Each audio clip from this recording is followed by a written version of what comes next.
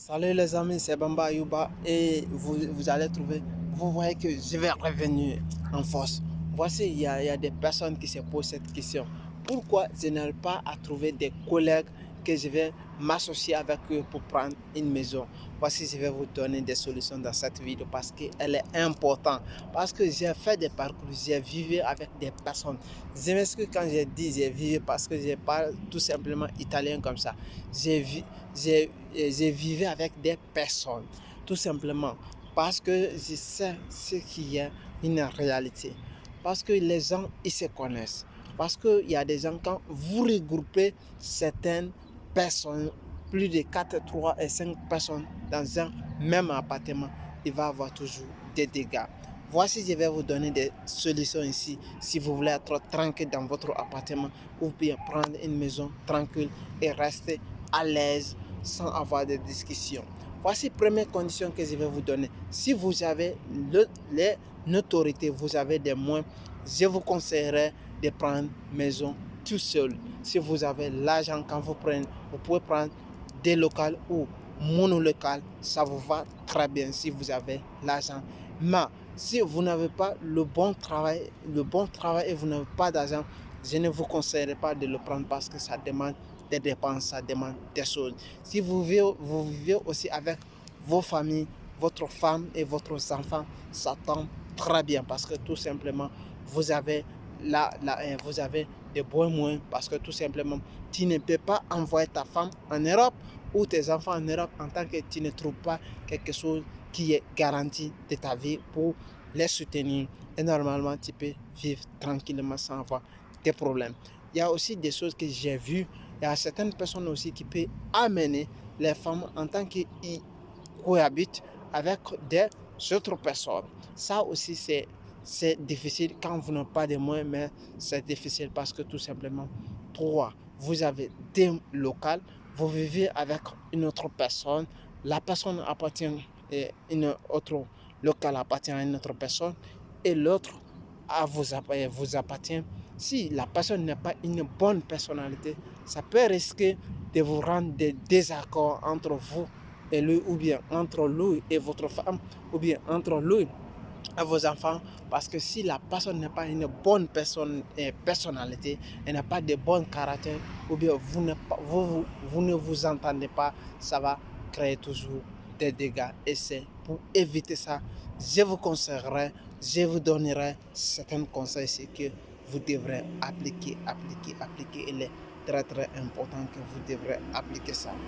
Premier conseil que je vais vous donner ici, si vous voulez vous associer avec certaines personnes pour prendre une maison, voici que vous devrez connaître certaines règles. Première personne, il faut connaître la personne par cœur. Si vous connaissez la personne par cœur, je dirais mieux parce que ça peut vous aider énormément. Ça va vous donner énormément d'avantages parce que tout simplement, vous le connaissez. Quand vous le connaissez, rien ne peut vous fatiguer comme ça. Parce que tout simplement, quand vous le connaissez, vous pouvez prendre maison avec lui parce que vous avez vécu ensemble pendant longtemps. Vous connaissez très bien. Et c'est très très important. Deuxième chose que vous devrez comprendre à la personne, est-ce que la personne a de bon cœur? Parce que vous pouvez vous associer avec des personnes qui ne sont pas de bon cœur. Il peut vous créer des problèmes tout le temps ou il peut créer des bruits tout le temps que vous ne pouvez pas vous entendre ou elle ne peut pas nettoyer vos maisons ou elle ne peut pas vous entendre avec vos frères ou vos enfants ou dans le cas contraire, il y a toujours des discussions inutiles qui ne sont pas importantes. Là, ce n'est pas juste parce que tout simplement, ce n'est pas important de là. Parce que si vous voulez prendre maison avec une personne, vous voulez loger ensemble, il faut que vous allez être d'accord et vivre de votre société. Parce que si vous prenez une personne inconnue que vous ne le connaissez pas, vous ne connaissez pas son comportement. Vous savez, en Europe, ce n'est pas la guerre, ce n'est pas des discussions tout le temps. Si vous ne vous entendez pas tout simplement, séparez-vous. C'est mieux que de vous créer des problèmes et de vous créer des sensations inutiles dans la maison qui ne sont pas valables en autant. Parce que nous vivons dans une heure que tout le monde veut chercher de l'argent, tout le monde veut être heureux, tout le monde veut avoir la prospérité, tout le monde veut être heureux.